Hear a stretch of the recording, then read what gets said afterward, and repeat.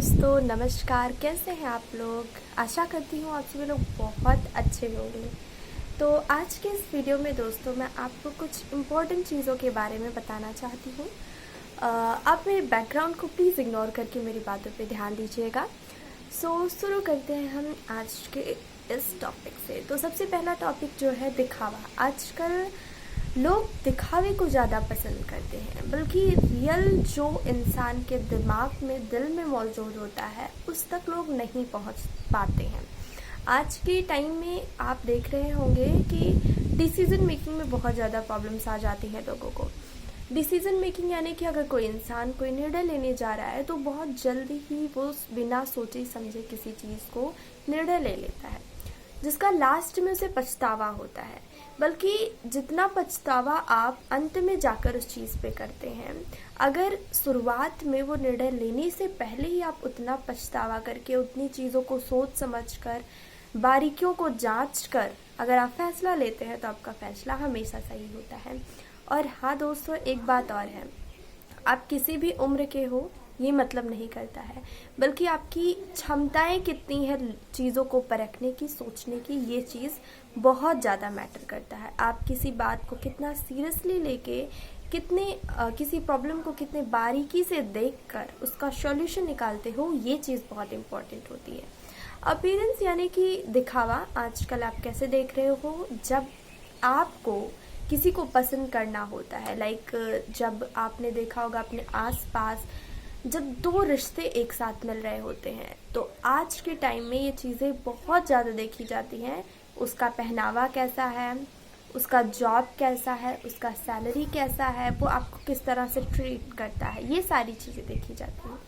बल्कि रियल में आपको उसके बिहेवियर से वाकिफ़ होना चाहिए, उसके व्यवहार से, उसकी बातों से, उसके कैरेक्टर से, कि वो इंसान कैसा है रियल में और वो दिखाना क्या चाहता है, वो है क्या।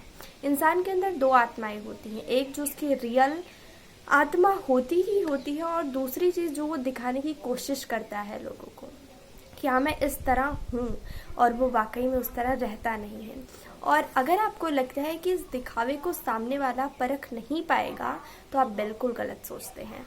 सामने वाला बड़े आराम से आपको परख लेता है, आपको पता भी नहीं चलता है। लेकिन उस चीज़ का आपको तो लगता है हाँ भाई, अगर कोई इंसान आपसे बहुत मीठी मीठी बातें कर रहा है तो हमेशा इसका मतलब ये नहीं हो सकता है कि वो इंसान कड़वा ही बोल रहा हो। जब कोई इंसान आपसे मीठा मीठा बात कर रहा है तो हमेशा इसका मतलब नहीं होता है कि हाँ वो आपसे चापलूसी ही कर रहा है। कभी कभी इसका मतलब व्यवहार भी होता है, उसकी सज्जनता होती है, उसके संस्कार होते हैं, और कभी कभी कुछ कड़वी बातें कही जाती है ताकि आपको उससे सीख मिल सके। जीवन में जो भी समस्याएं आती हैं वो बस आपको एक ही चीज़ सिखाना चाहती हैं, वो आपको कुछ ना कुछ अपने साथ सीख लेकर आती हैं। आप उसमें क्या चीज़ों को समझ पाते हो, ये बहुत ज़रूरी है। आप कभी आराम से खुद पर ध्यान देकर बैठिए, आपके हर एक चीज़ में आपको, छोटी छोटी चीज़ों में आपको ज्ञान की बातें और सीख दिखाई पड़ेगा। इंसान की ज़िंदगी में हर बार समस्याएं क्यों आती हैं, चाहे वो बड़ा इंसान हो, चाहे छोटा इंसान हो, चाहे जो है उसके पास पैसे की कमी हो या ना हो, इससे कोई मतलब नहीं है। हर एक इंसान के पास समस्याएं यानी प्रॉब्लम्स ज़रूर आती हैं, क्योंकि वो आपको सिखाना चाहती हैं। आपको एक बार ठोकर लगता है, उससे आप सीखते हो कि हाँ जो मैं कर रहा हूँ या मैं जो कर रही हूँ वो ठीक है या नहीं है। एक काम को करने के लिए आपको 10 बार सोचना चाहिए, लेकिन एक चीज़ ये भी देखना चाहिए कि आप जो है उस समय इस चीज़ को ना देखो कि हाँ सामने वाला मेरा क्या लगता है। आपने कई बार अपने आसपास पड़ोसियों में देखा होगा कि मान लीजिए आपके घर के कुछ बच्चे हैं, पड़ोसी के घर के कुछ बच्चे हैं, दोनों झगड़ा कर रहे हैं। तो कुछ लोग क्या करेंगे, दोनों झगड़ा कर रहे हैं तो अपने अपने बच्चे को मारने लगेंगे। ये जो है फैसला नहीं होता है। उस समय जब आप निर्णय ले रहे होते हैं तो आपको ये भूल जाना होता है कि आपके बच्चे कौन है और सामने वाले के बच्चे कौन है। असली निर्णय ये होता है कि आप दोनों को देख तो रहे हो ध्यान से, पर उसमें कमियां किसकी है, गलतियां किसकी है, चीज़ को देखो। अगर आप सोचते हैं कि निष्पक्ष होना यही है कि हम अपने वाले को पीटी डांटी समझाएं, तो ऐसा कोई बात नहीं है। जिसकी गलती है उसको बताइए, वरना बच्चे के अंदर चिड़चिड़ापन, इरिटेशन, तमाम ऐसी चीज़ें हो सकती हैं, जो कि आज के समय की सबसे बड़ी प्रॉब्लम है, सबसे बड़ी दिक्कत है। और इस चीज़ को बिल्कुल ना डेवलप होने दीजिए। अब एक और चीज़ है, बच्चे को आज के समय में, बच्चा हो या फिर कोई भी हो, एज अ टीन एज मैं आपको बताना चाहती हूँ कि उस पर टाइम दें। जो पेरेंट्स होते हैं सबसे बड़ी गलती यही करते हैं कि टीन एज में बच्चों को टाइम नहीं देते हैं, बातें नहीं करते हैं, जिसकी वजह से वो कहीं ना कहीं कभी ना कभी रॉन्ग पथ पे चले जाते हैं, जो कि नहीं जाना चाहिए। तो उनको जब आप समय देंगे, उनके साथ आधा घंटा 1 घंटा वक्त बिताएंगे, तो चीज़ों को समझेंगे, आपसे शेयर करेंगे। अपने बच्चों के साथ इतना फ्रेंडली रहिए कि वो हर एक बात, अपनी छोटी से छोटी बात आपको अच्छे से समझा सकें, अच्छे से बता सकें उनके साथ जो भी हो रहा है। अधिकतर केसेस के रीजंस यही होते हैं कि बच्चे खुल के बता नहीं पाते, और जिसको बताते हैं तो बाहर वालों को बताते हैं, और बाहर वाले उसी चीज़ का फ़ायदा उठाते हैं। बल्कि पेरेंट्स कभी आपकी चीज़ों का फ़ायदा उठा ही नहीं सकते हैं। तो इसीलिए अपने बच्चों के साथ फ्रेंडली रहिए।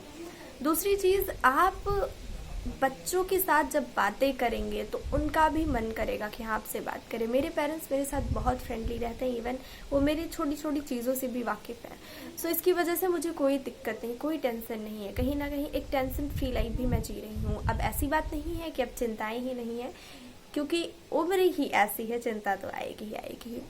इन चीज़ों से बचकर हटने की मेरी पूरी कोशिश है, और ये कोशिश आगे जारी करती भी रहूँगी। जो टेंशन्स हैं, जो प्रॉब्लम्स हैं, जो स्ट्रेस है, इन सभी चीज़ों को जब कहीं अकेले में बैठकर बातों को अपने कह देती हूँ तो बहुत अच्छा लगता है, और कहीं ना कहीं सारी टेंशन, सारी चिंताएं दूर हो जाती हैं। या फिर अपने मम्मी पापा के साथ कुछ वक्त बिता लेती हूँ तो बहुत आराम फील होता है। तो इसी तरीके से ये सिर्फ बच्चों के लिए सुझाव नहीं है, ये माता पिता के लिए भी बहुत बड़ा सुझाव है कि उनको भी इन चीज़ों को समझना चाहिए कि उन्हें कैसे साथ रहना चाहिए अपने बच्चों के।